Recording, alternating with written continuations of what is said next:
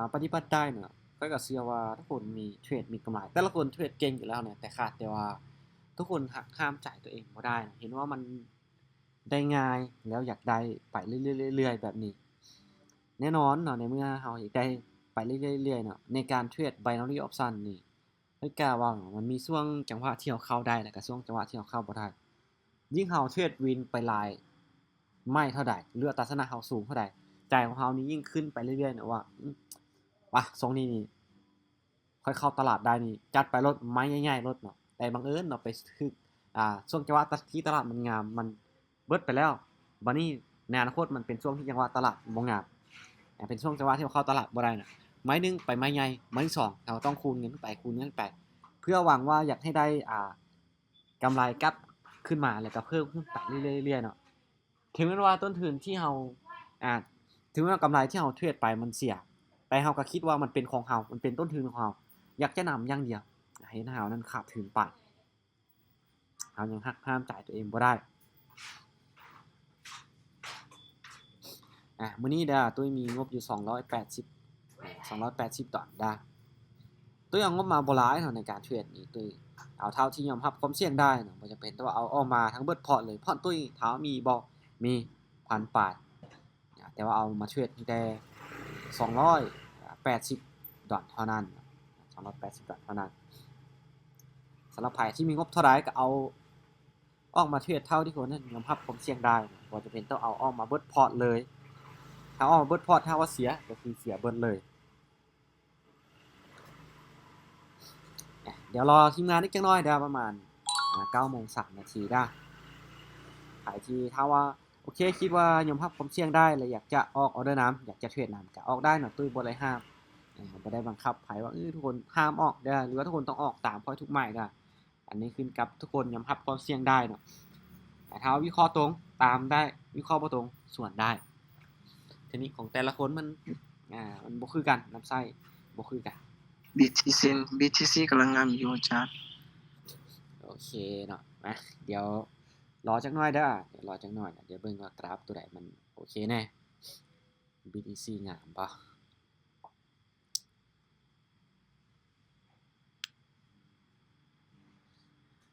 โอ้เริ่มจะปรับตัวขึ้นลงมา BTC นี่หลุดจากแสนลงมาหลายเดี๋ยวมาเบิ่งว่ามันลงมาต่ำสุดนี่เท่าใดโอ้ 85,000 บ่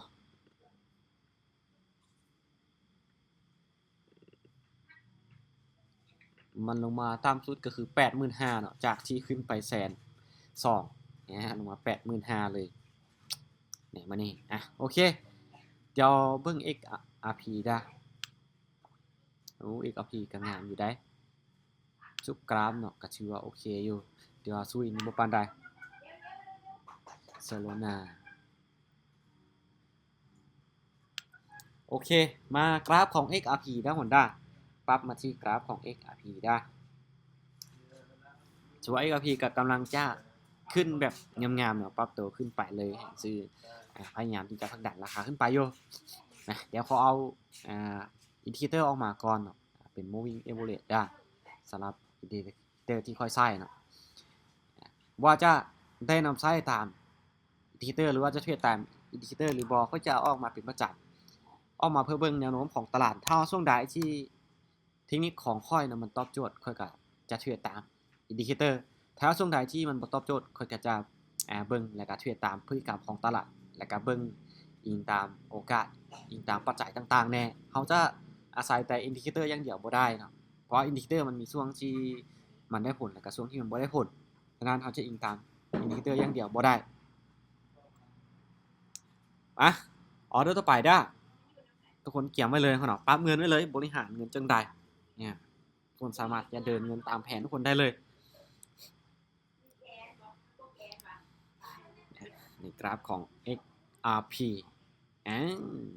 เนาะกราฟชื่อว่าหลังจากที่มันลงมาแล้วก็กราฟโตขึ้นไปเดี๋ยวเบิ่งเป็นฐานของมันได้เดี๋ยวเบิ่งย้อนหลังก่อนนะว่าในจุดนี้มันมีฐานบ่โอ้ถือว่าไก่ได้คนเนาะลุดไปเลยจังหวะนี้โอเคจังหวะนี้บ่มีฐานทุกคนตามได้ส่วนได้ ไม้แรกเขาเนาะหลังจากที่เบิ่งพฤติกรรมของมันในจุดนี้ที่ว่าบ่มีฐานตามไปที่ฟังซื้อด้ค่อยซื้อด้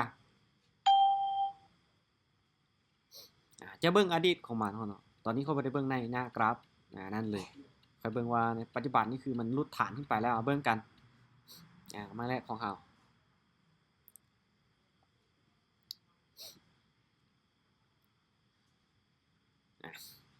เบิ่งกันมันจะกลับตัวในจุดนี้บ่หรือมันจะผลักดันราคาขึ้นไปต่อได้บ่ลุ้นทำกันเอาว่าจังใดแหงซื้อของเขาบ่ได้เขาเนาะแหงซื้อเขาบ่ได้บ่ขึ้นเนาะโอเคมาไม้ที่2ไม้แรกบ่วินกะไปไม้ที่2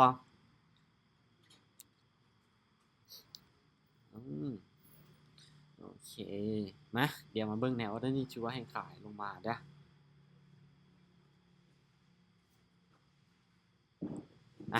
โอเคขายเลยตามแหงขายไปเลยเนาะมาเบิ่งกันมันจะกลับตัวลงมาอีกได้บ่จังหวะที่มันขึ้นงามมาเบิ่งจังหวะที่มันลงบัดนี้เบิ่งจังหวะที่มันลงออเดอร์นี้ตามไปที่ฟังขาย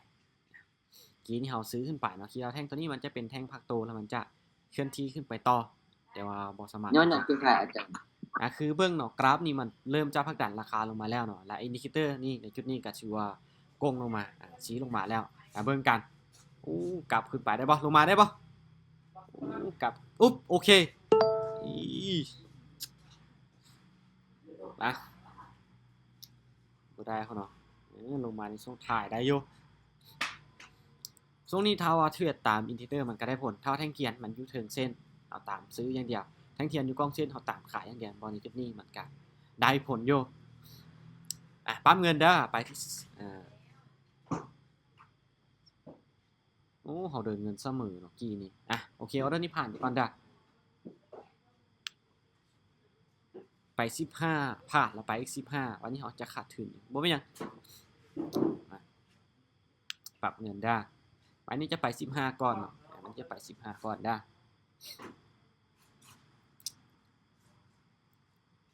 มีใครได้ออเดอร์บ่ในจุดนี้ใครได้ออเดอร์แน่ข้อนี้บ่ทันเนาะจังหวะนี้เดี๋ยวผ่านไปก่อนเท่าอีกเวลามันจ่อบ่ทันปล่อยกับผ่าน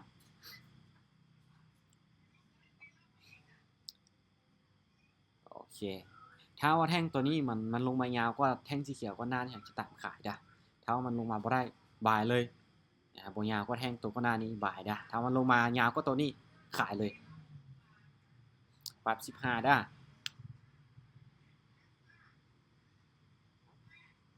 โอเคขายลงมาได้อยู่คนเนาะลงมาได้อยู่จังหวะนี้ตามขายมีขายทันบ่เบิ่งเนาะมันจะลงมาต่อได้บ่ผลักดันราคาลงมาต่อได้บ่พอแท่งตัวนี้ก็ลงมากลืนกินในแท่งสีเขียวก่อนหน้านี้เขาเนาะเป็นแท่งขายที่ลงเท่าเทียบกับแท่งก่อนหน้าที่ว่าแท่งขายนี่มาหลายกว่าแท่งก่อนหน้านี้เลยคือที่ค่อยบอกไปถ้ามันลงมากลืนกินแท่งเขียวนี่กายตัวนี้ไปค่อยจะขายถ้าว่ามันบ่กายลงมาค่อยจะซื้อนี่คือสาเหตุที่กดออกออเดอร์แนวโน้มของตลาดนี่ถ้าแท่งตัวนี้ลงมาแล้วมันมีโอกาสจะผลักดันราคามาต่อได้เรื่อยๆกราฟมันกำลังปรับตัวเป็นเทรนด์ขาลงโอเควินแล้วปั๊มเงินปั๊มเงินไป15คือเก่า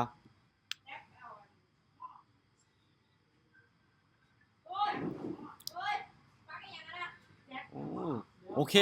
ขายอีกเท่านึงขายเซลเขาเนาะทุบลงมาแหงเลยล่ะมาเบิ่งเนาะ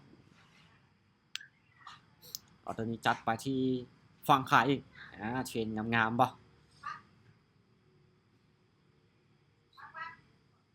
ลงมายาวๆลูก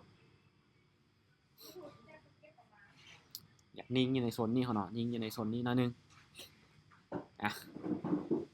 จังได้คราวสุดท้ายแดงได้บ่โอเคสวยจัดไปโหเนาะงามโอเคถ้าเราตีฐานเนาะในจุดนี้เป็นฐานนะครับของมันในจุดนี้เป็นฐานนะครับเนาะ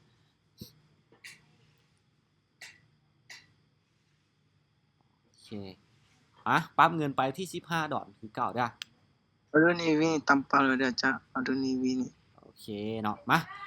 ออเดอร์นี้ตามที่ฟังซื้อได้บายได้บายได้บายได้มันตามกับฐานของมันแล้วเนาะแล้วพักดันราคาขึ้นไปในจุดนี้เดี๋ยวมาเบิ่งว่ามันจะขึ้นไปได้บ่ขึ้นไปได้บ่เนาะลงมากับฐานนะครับของมันแล้วเทียบฐานแล้วในจุดนี้ลุ้นกันเทียบฐานในบริเวณนี้เป็นฐานนะครับ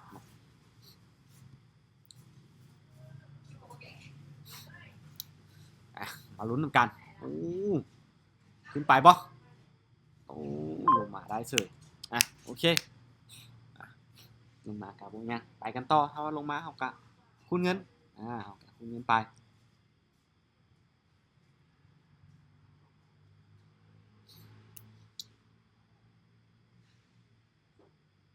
โอเคมาเบิ่งออเดอร์นี้ได้ออเดอร์นี้ไปที่25ได้บายขึ้นไปอีกเท่านึงเนาะซื้อขึ้นไปอีกเลยในจุดนี้มาเบิ่งกันมันจะกลับโตขึ้นไปบ่หรือมันจะลิ้นสลับในโซนนี้ก่อนแต่ว่าสังเกตเบิ่งครับอินดิเคเตอร์นี่มันเริ่มจะซีขึ้นไปแล้วเบิ่งมันจะขึ้นไปตามอินดิเคเตอร์บ่หรือมันจะลิ้นสลับในโซนนี้มาลุ้นกัน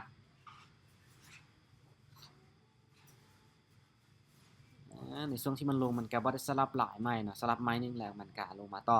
ช่วงที่มันขึ้นจังได้โอเคสวยนี่จัดไปแล้วฮอนด้ากำไรกันยี่บ่ฮอนเนาะค่อยกำไรมาแล้วน้อยนึงฮอนเนาะค่อยๆไปค่อยๆเดินเงินไปบ่ต้องใจห้อนในการเทรดนี่จ้ะยิ่งเฮาใจห้อนทันจะได้หลายเกินไปมันใหญ่เรื่อยๆเท่าว่าถึกช่วงจังหวะที่เข้าตลาดบ่ได้อาจจะเสียหนักเลยโอเคจังหวะนี้เทียบกับจุดเก่าเด้อบายอีกเด้อสำหรับค่อยบายเด้อ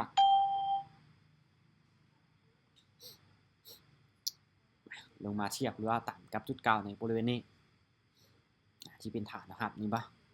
จุดนี้เป็นจุดกดดันเป็นจุดผลักดันราคาขึ้นไปนั่นเองลงมาสัมผัสหลายหอบเห็นปะจุดนี้ลงมาแกขึ้นไปเนี่ยจุดนี้ลงมาแหงซื้อกัดดันขึ้นไปนี่เป็นสาเหตุที่ตามซื้อขึ้นไปนั่นเองโอเคสวยนี่จัดไปไปกันต่อเนาะไปกันต่อได้2ยูเซอร์เนาะ2ยูเซอร์ที่อยู่ในมิ팅ถ้าผ่ายที่เข้ามาถ้าจะเทรดนำการเทรดได้เนาะวิเคราะห์นำการได้ก็ได้บังคับทุกคนว่าจะตามคอยทุกไม่ตัมปาเลยเด้อจ้ะน้อยยูเด้อโอเคตามเป้ากับพักได้ออเดอร์นี้บ่ายอีกน้องก็มาซิมเลียแต่เก็บกำไร4 USDT ครับเอางบมาเท่าไหร่งบมาซิมเลีย10เหรียญเก็บกำไร4 USDT บ่แม่นโอเค4 USDT กับ 40% ของต้นทุนไหนเด้ออเดอร์นี้บ่ายขึ้นไปเนาะถ้ามันปรับตัวขึ้นไปมันจะลิ้นถ้ามันบ่ปรับตัวขึ้นไปมันจะลิ้นไซด์เวย์จุดนี้ก่อนมาติดนิ้วท่าเลยว่าจังใดตับ3 2โอเคนี่จัดไปงามไปกันต่อเด้อ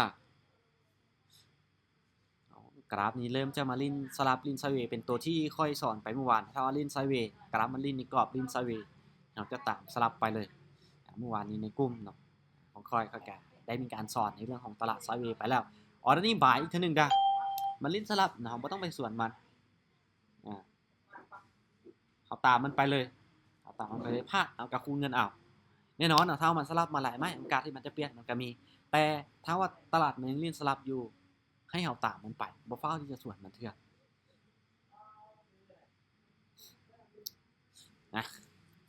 เบิ่งกัดไม้นี่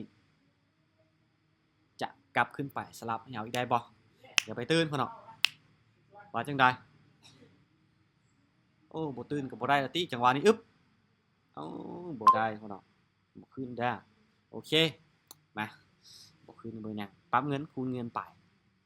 คูณเงินไปค่อยก็บ่ได้ว่าค่อยวินทุกไม้เนาะแต่ว่าเฮาก็เน้นในการ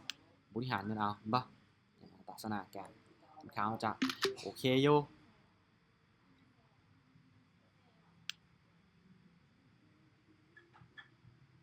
โอเคซื้ออีกเท่านึงด้าลงมาเทียบฐานแล้วยังบอลุดหน่อยยังพักดันราคาขึ้นไปอยู่ในจุดนี้ตามไปที่ฟังซื้ออีกเท่านึงโอเคมาเดี๋ยวมาเบิ่งกันว่ามันจะกลับขึ้นไปให้เราได้บอกในจุดนี้ลงมาเทียบฐานแล้วเอาว่าจังใดจังว่านี้กลับไปได้บอเขาเนาะแห่งซื้อจะดันให้เราได้หรือบอว่าจังใดอึ๊บโอ้ยบ่ได้เขาเนาะโอเคไม้ผ่านมา2ไม้เนาะไม้นี้เป็นไม้ที่3ได้ไม้นี้เป็นไม้ที่3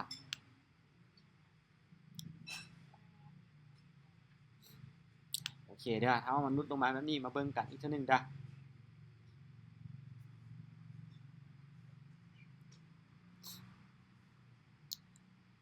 โอเคขายได้มนุษย์ลงมาแบบนี้ขายได้ขายมันลุดลงมาแล้วเนาะเบิ้งมันจะเป็นเทรนขาลงลงมาเลยบ่ลุดจากฐานนะครับตัวนี้ลงมาขายว่าตีปัดซีฟาวดันราคาขึ้นไปแท้ละโอ้ซีดินสลับในจุดนี้บ่ตามสีมันนี่ไม่เดียวเทขายในจุดนี้แล้วก็กลับขึ้นไปโอ้ปัดโอเค3ไม้แล้วเด้อคนได้เริ่มแล้วคนเนาะ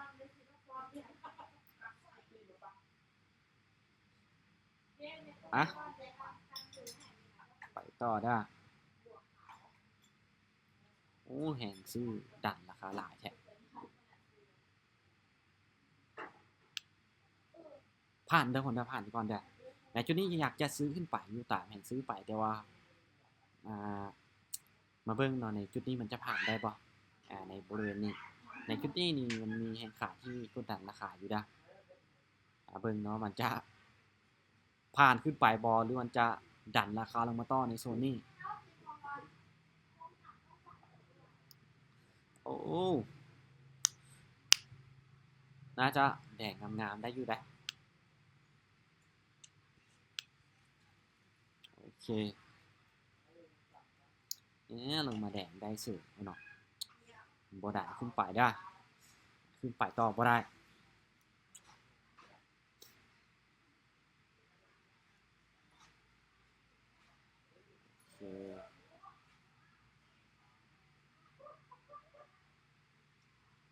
โอเคจังหวะนี้เขาจะเบิ่งพิจารณาไปทางแบบไปฟังซื้อได้โอเคบายเด้อบายจังหวะนี้ซื้อขึ้นไปเด้อมาเบิ่งเป็นอย่างจริงว่าซื้อเนาะคือเบิ่งในรูปแบบของตลาดคู่เด้อ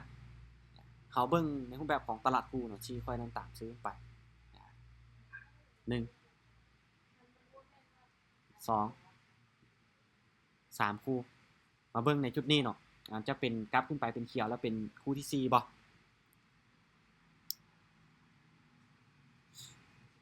มาลุ้นกันอุ้ยกราฟได้บ่โอเคสวยนี่จัดไป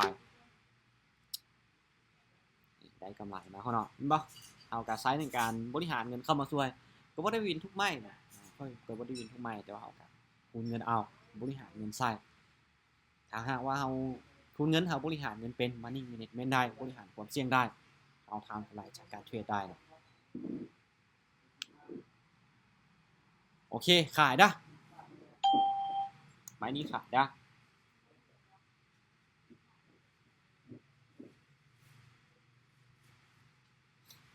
ไม้นี้ขายได้ในจุดนี้ถือว่าถ้าเทียบกับ Moving Average นี่สีหักลงมาชัดเจนอยู่เบิ่งกันมันจะลงมาได้บ่บริเวณนี้จังไดลูกโอเครับเลยจังหวะนี้3-2นี่จัดไปงามๆเดี๋ยวไปต่อได้ฮอนด้าไปต่ออีกเล็กน้อยได้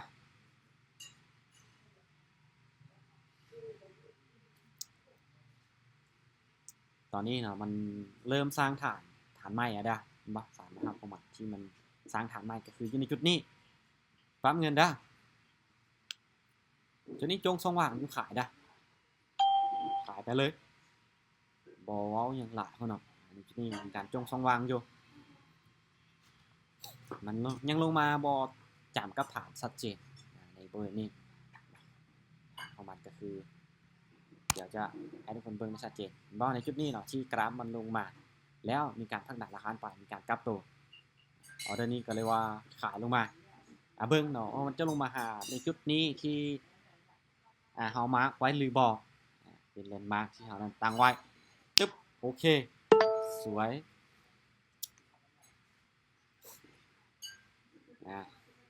จังใดทุกคนมีกำไรกันอยู่บ่มีกำไรกันอยู่บ่เนาะเนาะเชื่อว่าใครที่ตามมีกำไรแน่นอนต้องยอมใครที่ตามมีกำไรแน่นอนเห็นบ่ถามว่าพลาดบ่ก็มีพลาด2 3ไม่ไว้ที่4วินโอเคออเดอร์นี้บายได้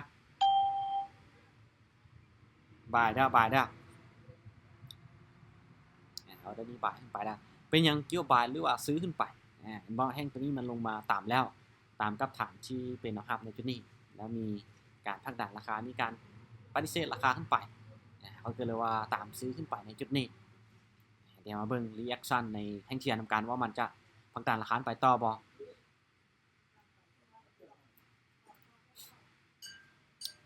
จึ๊บได้บ่ยิงมาเป็นแดงได้อีก1แทงโอเคปรับเงินได้ไปกันต่อ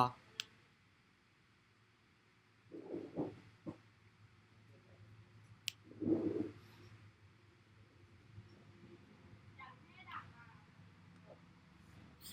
จัดไปได้ออเดอร์นี้ตัวยังมากไปที่ฟังชื่ออีกได้ยังไงก็ตามเนาะมันผ่านเนาะครับแล้วในจุดนี้เนาะจัดไปที่ฟังชื่ออีกได้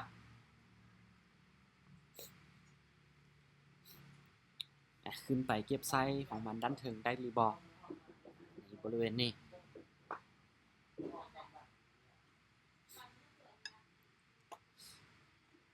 มาลุ้นกันโหเนาะลุ้นกันแหงซื้อจะดันขึ้นให้เฮาได้หรือบอแหงซื้อจะดันได้หรือบอยาวๆลูกกินเต็มจังหวะนี้งามๆนู่นแล้ว3 2 1นี่สวยโอเคพักตัวได้กำไรมาหลายแล้วเนาะงบ280ทุกคนลองสรุปมาเบิ่งเดี๋ยวทุกคนได้อย่างแน่ได้กำไรกับทีมมานะว่าได้กำไรกันเท่าไรในรอบนี้เพื่อเชื่อว่าใครที่ตามกำไรแน่นอนและทุกจุดทุกออเดอร์ที่ค่อยออกไปค่อยกับอธิบายชัดเจนบอกว่าทุกคนเข้าใจกันหรือบอในการเทรดของค่อยได้กำไรมา$156ได้ศึกษาโอเคใครที่ศึกษาก็ให้ดีนะพ่อเนาะในช่วงแรกเอาการศึกษาไปก่อนในรอบนี้ได้กำไรมา$156ศึกษาบวก30โอเคบวก30อย่าลืมไปถอนได้ใครที่บวกลืมไปถอนนะบ่ถอนไปตอนนี้จะน้อยแจกได้เมื่อคืนนี้ทีมค่อยนี่ตอนช่วง 11 โมงกลางคืนนี้โอ้ได้กำไรแล้วจานสิพักก่อนบัดช่วง 1 โมง 2 โมงแชทอีกแล้ว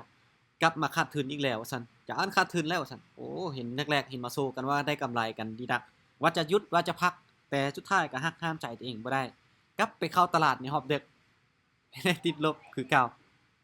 จากที่มีกำไรนี่ล่ะคนเนาะที่ว่าเขาหักห้ามใจตัวเองบ่ได้ในจุดนี้ทั้งที่เราวางแผนมาแล้วเนาะตัวนี้ก็บ่ได้โทษไผค่อยก็เคยเป็นในช่วงแรกๆโอเคสำหรับคราวนี้ใครที่ได้กำไรอย่าลืมถอนได้แต่สำหรับค่อยเนาะได้กำไรมาเต็ม$156กำไรไปงามๆเนาะโอเคบ๊ายบายทุกคนเด้อเดี๋ยวรอบหน้าเดี๋ยวมาพบกันใหม่สำหรับรอบนี้บ๊ายบาย